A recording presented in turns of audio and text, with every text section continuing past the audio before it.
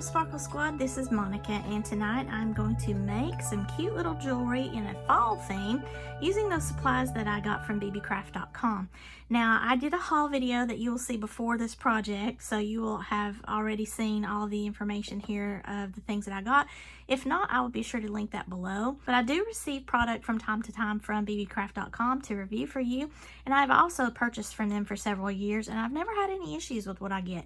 And I've also had very high quality of what I've received. I haven't had to return anything, and I haven't had any kind of problems with them. I'm really happy with BeeBeeCraft overall as a customer, but also as a reviewer of the products that they do allow me to pick and show you. And they're super fun to do various projects with. Now, they don't just have beads. They do have multiple craft supplies, so if you're not a jewelry maker, you might find something else that you like. If you're new to my channel, you may not realize I've been making jewelry for, well, I think since 2011. I really have enjoyed my jewelry making journey, and I have learned a lot over the years, and I have also begun to teach what I have learned, and it's a lot of fun for me. That's another reason why I like to do these YouTube videos. It's not just about showing you the products, but it's also about giving you little tips and tricks that I've learned along the way in my jewelry making path that I think might be beneficial to you guys. So in this video, we're going to be putting together a stretchy bracelet in a fall theme of sunflowers and some of these little fall colors over here. Now, I've got these mixed, some orange and black. I may in a separate video do a Halloween vibe with that. I just kind of wanted to get a feel for it on my board here. But for this evening, I'm going to be playing with these orange and this bead strand over here. And I'm going to use some of this stretch cord that they provided to me. I will also be making a pair of earrings. Okay, so for some of the tools that you see here that I'm going to be playing around with, for the stretchy bracelet, I might not have to use most of these tools, but more than likely, because it's very handy, and my trusty bent nose pliers, which does look like a crooked finger, and it allows me to get into tight places if I need to. I'll probably be using these on my earrings because I'm going to more than likely do a wrapped loop, and that helps me get hold of the head pin because the wire can sometimes get a little bit difficult for me since I've got carpal tunnel. I do have some flat nose pliers here, and that also helps me to kind of grip things in my left hand. I'm a right-handed person, so I do all of the activity with my right and I grip things with my left. If I were going to be doing a traditional style bracelet instead of the stretch style bracelet, I would be cutting my bead stringing wire with the flush cutters. However, I'm going to be using that on my earring part of the project. So, and then I have some trusty round nose pliers here, and that is to help me make the loop. I've got a thread cutter here, and I might use that to cut my stretchy cord. And then I've got the 1.5 millimeter loop. It's like the one-step looper where you feed your wire in, and my flat nose pliers. I'm going to use my flush cutters to cut apart this beautiful little bead strand here with all the multiple fall colors. I just decided I was going to make some additional little embellishments here, so I'm going to use some of my bead caps, and I'm going to use some of these silver spacer balls. Therefore, I can make some earrings with the sunflowers and kind of space out my beads a little bit more. Now, something to keep in mind whenever you are creating a stretch bracelet, because you don't have a clasp on the end of your design, so meaning that you'd have a clasp on one side and then you'd have like a split ring or a jump ring or something for the clasp to grab hold of on the end of the design. You'd have closures to worry about. Here in a stretch bracelet, we're not going to have that. We're just going to be tying knots and using a little bit of glue more than likely. You want to be mindful of how you're going to end that, because you're going to be trying to tie the knots in such a way that you're not going to see the knots. Now, sometimes, you know, it doesn't really matter, but other times you might really want to try to hide those. If you're really trying to hide your knots, then you might want to use transparent instead of that white color there. And then also, you might want to use larger hold beads, or maybe you might want to end the cord inside like a sunflower. That way, when you tie your knots, you've got enough room in that bead, the hole of that bead, to be able to just pull the knot through the bead, and that way it's hidden. Or if you don't really, or if you're not really concerned about that, or maybe you're going to do like a little charm dangle or something, you can kind of camouflage it in a different way. We're going to work with what they sent us. You can really double up on this kind of floss. So I don't typically make a whole lot of stretch bracelets because I'm of the old school where I just like to be able to have my clasps.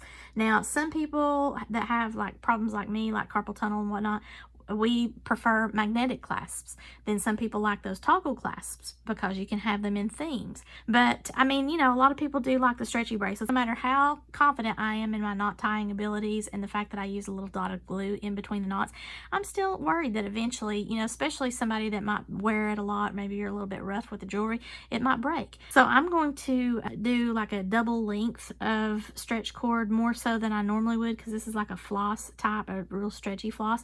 And then that way I feel like I get a little bit more strength in there.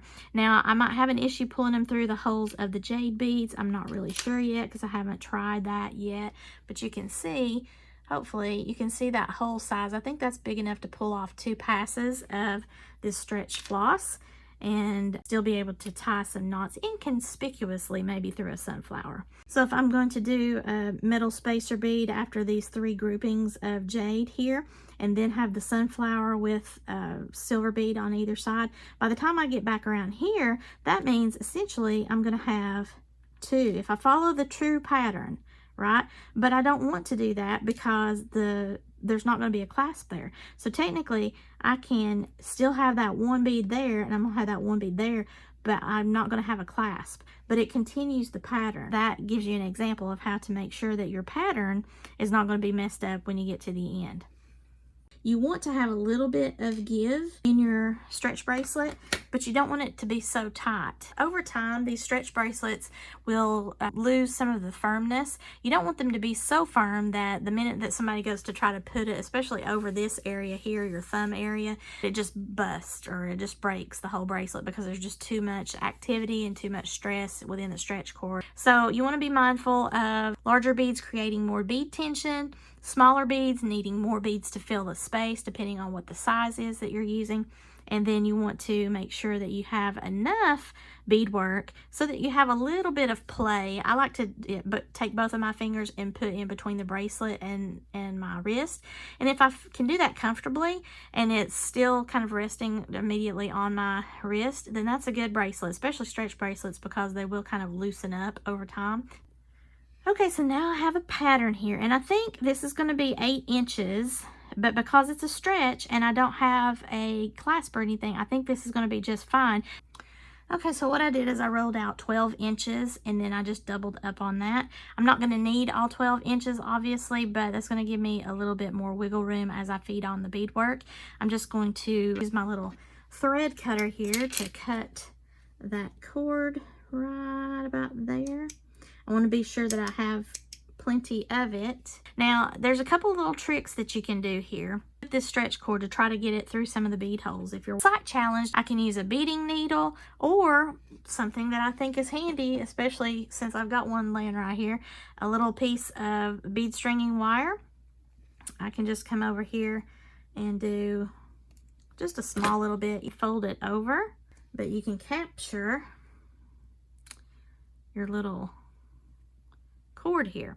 So essentially you're making a needle, but you're using this bead stringing wire in order to do so.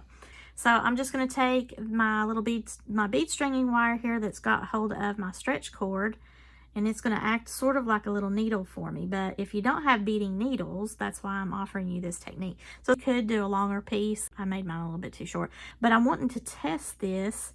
Yeah, so that just pulled it through just well enough for me to be able to get things on here. Now, the good thing about this, if you're like me, you've got a ton of bead stringing wire. So if you need, like, this is a smaller bead, so I'm going to need maybe a little bit more help.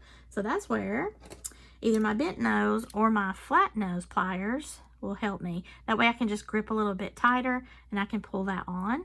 So yeah, I'm just going to feed my jade and all my little spacer beads and my sunflower beads. Like that one goes through no problem.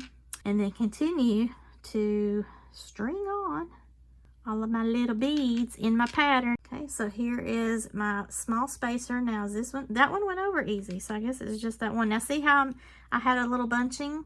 So I'm just going to pull that tight again. That way I don't have anything that's going to kind of bunch up and get into my way. And then here is a sunflower bead.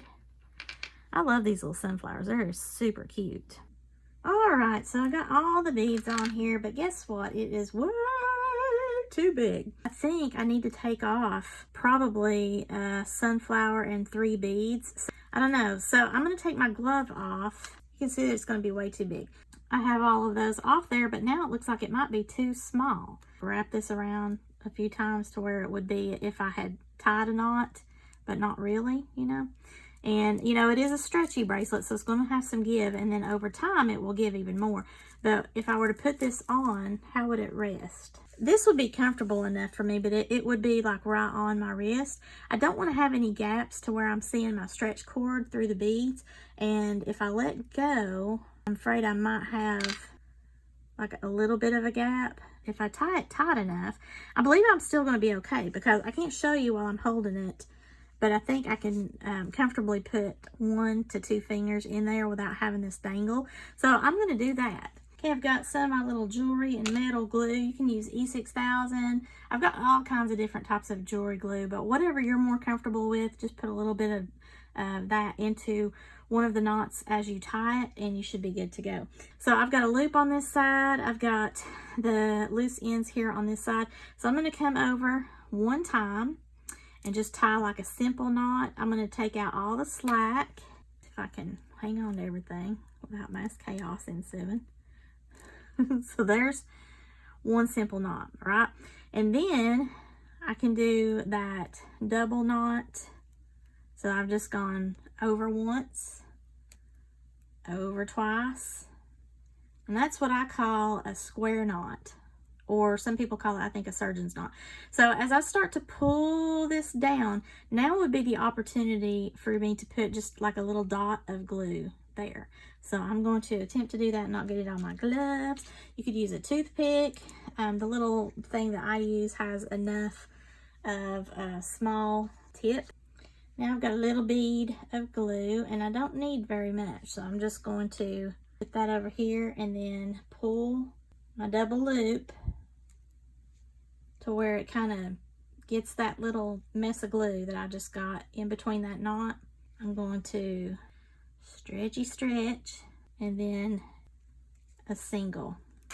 I've got to go and wash my hands because that had a little bit of residue on my fingers, and I don't want to get it on my gloves or anything. So because I tied 3 knots and I used one of them as that square knot, it has gotten to be a little bit tall, and I don't have a big enough hole in that sunflower bead or that small silver bead to be able to do that trick where you would go over like maybe a bead or two and pull the knot, trying to get it to go through the bead. Oh, it's trying to go through that silver bead, but I don't think I can get it to go through that. But I might try it. But you would pull that knot through either your sunflower or the silver bead. If these were larger hole beads, it would work. Something I have done before is hang a charm on the bracelet, but instead of using like a jump ring or something, I put on a piece of artistic wire and just kind of wrap over that knot. Alrighty, so I've already made one earring for the TikTok, and I'm going to make the other earring here with you guys. So this is really cute. I did decide to go ahead and just do a simple loop, so I'm going to use my tool over here to show you. Very easy to use. So I've got one bead there. I'm going to do the light jade just so I have a little bit more contrast here. I'm going to do a bead cap at this one. I'm going to have it upturned, and then I need another green.